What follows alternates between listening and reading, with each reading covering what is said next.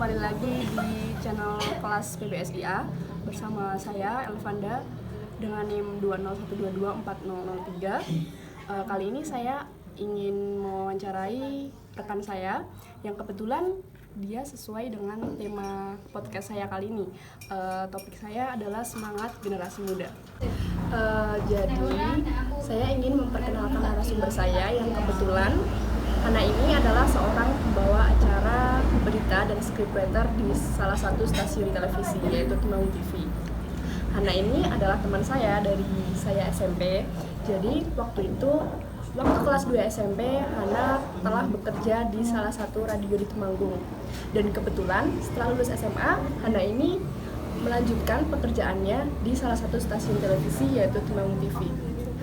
Izinkan saya bertanya, bagaimana perasaan Hana saat Hana bekerja hingga saat ini? Kalau dimulai bekerja dari radio ya Van, dari kecil basicnya emang udah di radio. Jadi aku tuh udah sekolah radio itu sejak kelas 2 SD.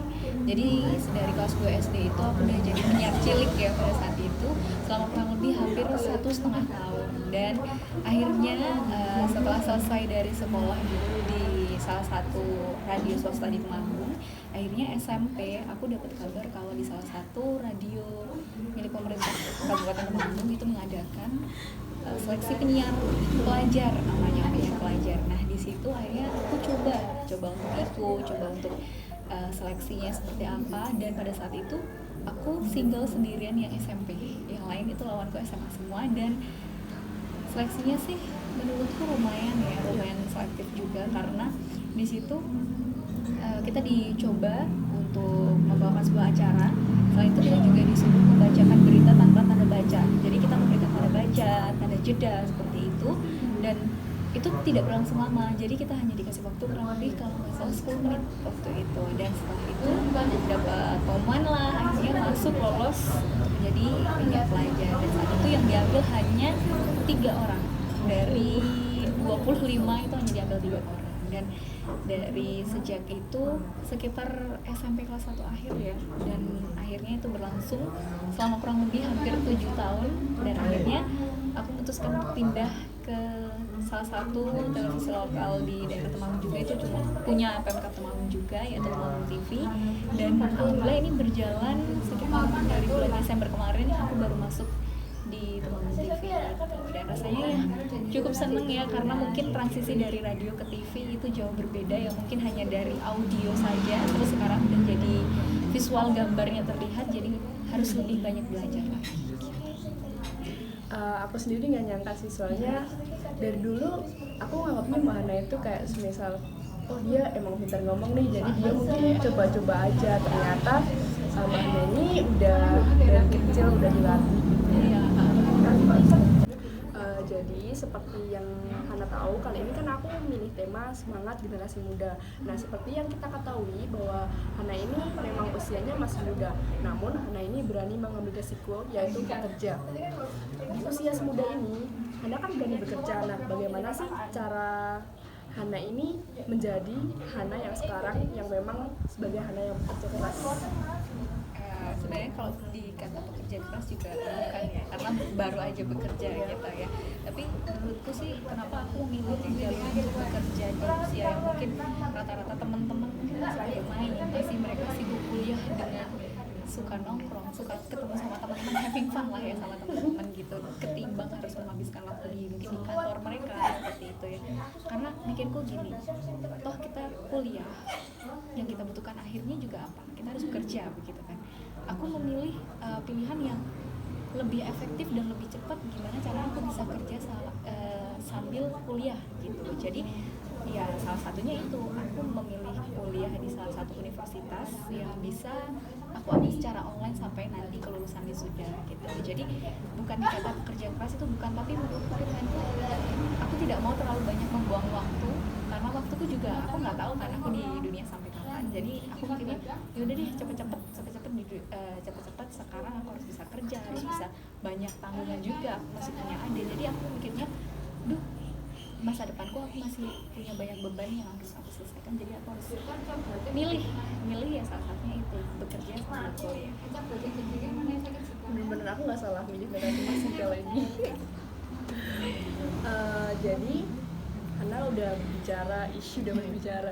Jadi Hana ini memang menurut aku dia adalah seorang yang benar-benar berani ngambil resiko, karena seperti yang kita ketahui kita di usia muda kali ini kan kita jarang buat mikir hidup cuman segini nih, dan Hana udah mikir kayak gitu, berarti kan pemikiran dia memang lebih dewasa gitu ya, bisa dibilang begitu. Jadi Hana kan sekarang kuliah sambil bekerja ya. Nah, aku sendiri nih ya, kan aku kuliah, jujur aja benar-benar banyak tugas, apalagi kuliah umum tuh banyak tugas yang bikin pening kepala gitu. Tapi Hana ini berani ambil kuliah sambil bekerja. Nah, itu cara ngatur waktunya itu gimana sih? Kalau cara atur waktu aku bekerja dengan kuliah itu sebenarnya waktu aku semester 1 sih masih enak ya, karena pas semester 1 aku masih ada di radio di RTFM gitu. Jadi di RTFM jam kerjaku itu malah berkebalikan dengan jam rata-rata biasa orang bekerja kan pagi sampai sore. Jadi aku dapatnya itu shift sore sampai malam. Jadi paginya aku masih bisa pakai untuk mungkin untuk kuliah, ngerjain tugas seperti itu. Tapi setelah aku pindah ke TV saat ini itu cukup berat sih ya buat aku, karena banyak juga pekerjaan di kantor yang harus diselesaikan. Jadi kali ini yang bisa aku lakukan antara bagi pekerjaan dengan kuliah.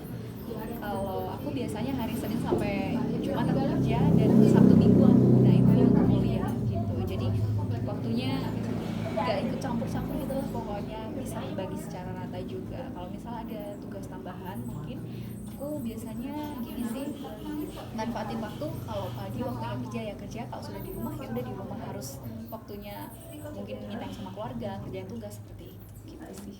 Nanti pekerja juga udah diatur, terus buat kuliah juga nggak ketinggalan gitu ya. Ketinggalan. Pokoknya ini sih sebenarnya kalau masalah bagi waktu seperti itu diri sendiri sih ya. Karena aku pun juga merasakan mungkin kayak Panda, rasanya tuh aduh mager nih, mau dan tugas malas juga, ataupun aduh bikin pusing sih tugasnya banyak banget. Tapi kadang kalau lagi semangat ya selesai dalam waktu hanya hitungan jam. Tapi kalau lagi malas ya udah jangan dipaksa gitu loh. Pokoknya semutnya kita, sesemangatnya kita, baru deh kita bisa kuliah biar tetap maksimal juga semuanya.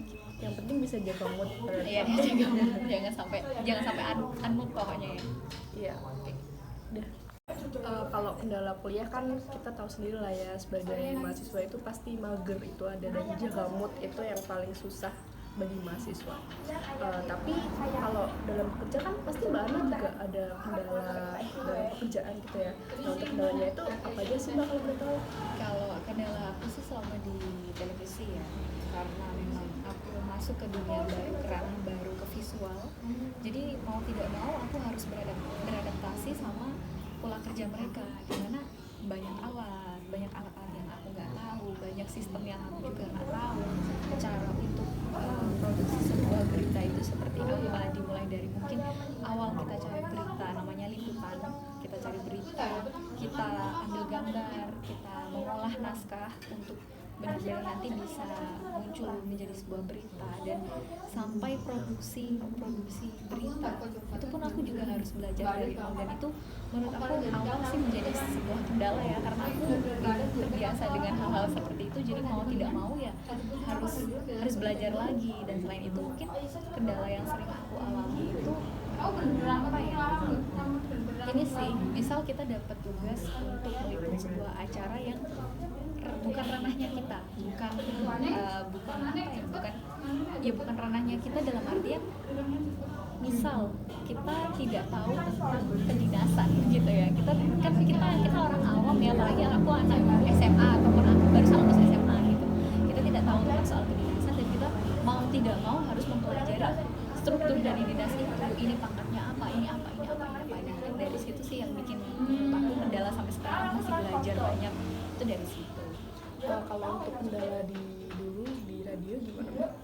Kalau kendala di radio itu mungkin ini ya, waktu ya, karena kan di radio itu tidak ada yang direkam, maksudnya direkam dan nanti diputarkan pada saat jam tayang. Jadi kalau di radio itu yang paling jadi kendala ketika kita kelupaan jam siaran, jadwal siaran kita. Nah itu yang bikin aduh kendala banget. Soalnya aku pernah sekali aku dapat jadwal siaran jam 5 pagi dan aku bangun setengah 6 dan itu sudah membuyarkan pikiran karena radionya masih mati karena aku belum sampai ke radio dan itu bikin kendala banget. Jadi on time itu perlu banget, jangan sampai kamu tuh nggak pernah on time. Berarti problematika di setiap pekerjaan itu ada, tinggal kitanya aja gimana cara menyelesaikannya. Menyesuaikan. Jadi generasi muda saat ini seperti yang kita tahu jarang banget ada generasi muda yang ingin bekerja sambil kuliah karena mereka udah terpacu sama pikiran mereka. Aku pengen main karena aku mager kuliah, aku pengen hangout aja daripada kuliah. Bahkan kuliah aja mereka sempat nyempetin diri buat keluar dan akhirnya mereka itu nggak kuliah gitu, malah mereka cuma main-main aja gitu.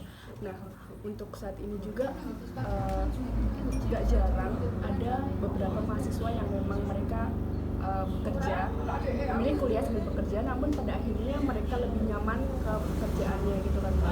Cuman aku pengen tahu aja nih, pesan apa sih yang ingin Mbak Hana sampaikan untuk generasi muda saat ini agar mereka tuh memiliki semangat besar seperti tema kita kali ini. Kalau pesan sih apa ya buat generasi muda, ya mungkin benar sih kata Fanda, ketika antara kuliah dan kerja mereka berdampingan itu banyak ya bukan banyak sih, tapi mungkin orang terdahulu akan kalah salah satu. Tapi aku positive thinking dan aku punya pikiran gini, aku bakalan matahin kata-kata itu karena menurutku antara pekerjaan dan juga kuliah itu sama-sama penting. Ketika mungkin kita hanya kuliah sampai selesai, kita nggak akan mungkin loh cuma dapat gelar sarjana aja, dokter aja, insinyur aja tanpa bekerja.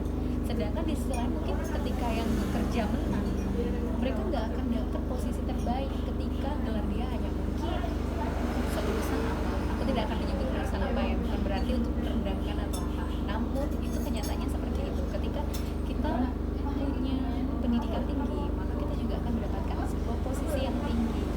Jadi menurutku untuk generasi muda nggak usah malu ketika kalian menghabiskan masa muda kalian itu untuk bekerja.